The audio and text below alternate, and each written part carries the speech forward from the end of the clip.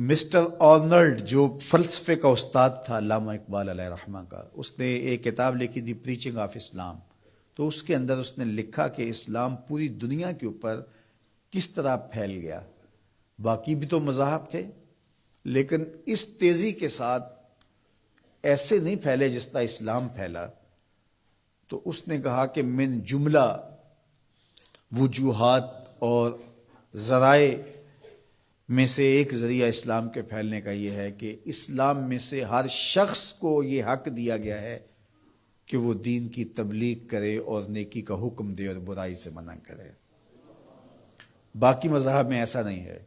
میرے حضور نے خطبہ حجۃ الوداع کے موقع پر 1,44,000 صحابہ سے مخاطبت کرتے ہوئے فرمایا فَلْيُبَلِّغِ الشَّاهِدُ الْغَائِبَ، جو موقع پہ موجود نہیں ہیں تم سب کی ذمہ داری ہے ان تک میرا پیغام پہنچا دو.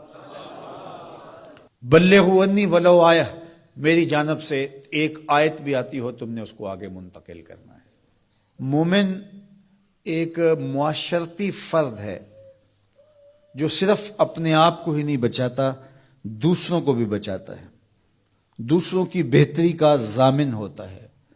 من رعا منکم منکرا فلیغیرہ بیدہ فإن لم یستطع فبلسانہ فإن لم یستطع فبقلبہ وذلک اضعف الایمان. فرمایا تم میں سے اگر کوئی شخص برائی ہوتے دیکھے تو ہاتھ سے منع کرے، اور اگر ہاتھ سے منع نہیں کر سکتا تو زبان سے روکے، اگر زبان سے بھی نہیں روک سکتا تو دل سے برا جانے. وذالک اضعف الایمان، اور یہ کمزور ترین ایمان کی علامت ہے کہ وہ دل سے برا جانے. اسے کم از کم زبان سے منع کرنا چاہیے. کوشش تو ہو کہ ہاتھ سے منع کرے، لیکن آج کل وہ کہتے ہیں جی اب کسی کو کہنے کا زمانہ نہیں رہا. کسی حد تک یہ بات سمجھ میں آتی بھی ہے کہ آج کسی کو اگر کہیں تو وہ الٹا ناراض ہو جاتا ہے، بلکہ کسی کی اولاد کو کوئی تربیتی بات کہیں تو والدین آگے کہتے ہیں کہ تمہیں کس نے حق دیا ہے. تو یہ بات اپنی جگہ پہ، لیکن کیا ہم اس سے کسی کو کہنا چھوڑ دیں گے؟ طریقہ کار خوبصورت ایسا رکھیں کہ جو حالات کا متقاضی ہو کہنا نہ چھوڑے.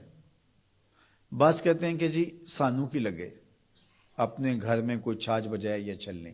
یہ دور نہیں رہا، زمانہ نہیں رہا کسی کو کہنے کا.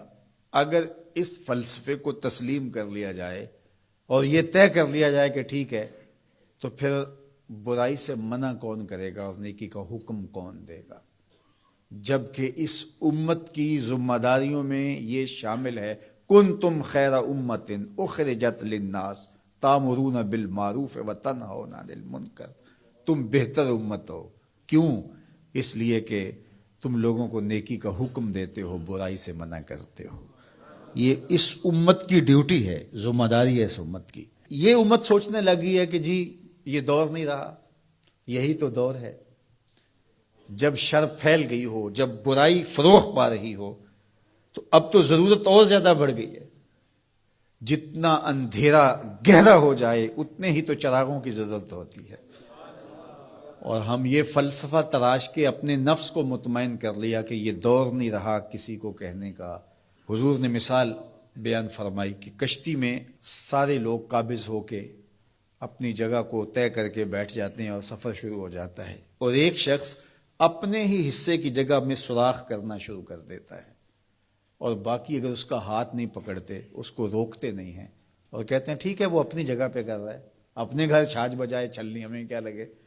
تو تھوڑی دیر کے بعد کشتی ڈوبے گی تو یہ بھی سلامت نہیں رہ پائیں گے. اور اگر اس کا ہاتھ پکڑ لیتے ہیں تو وہ بھی بچے گا اور یہ بھی ڈوبنے سے محفوظ رہیں گے.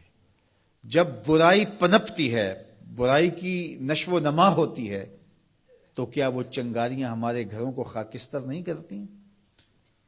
معاشرہ تباہ ہوتا ہے تو ہم اپنی اولادوں کو پھر کس طرح بچا پائیں گے؟ تو مل کے برائی کو روکنا اور نیکی کا حکم دینا یہ مسلم معاشرے کے تمام افراد کی ذمہ داریوں میں شامل ہے.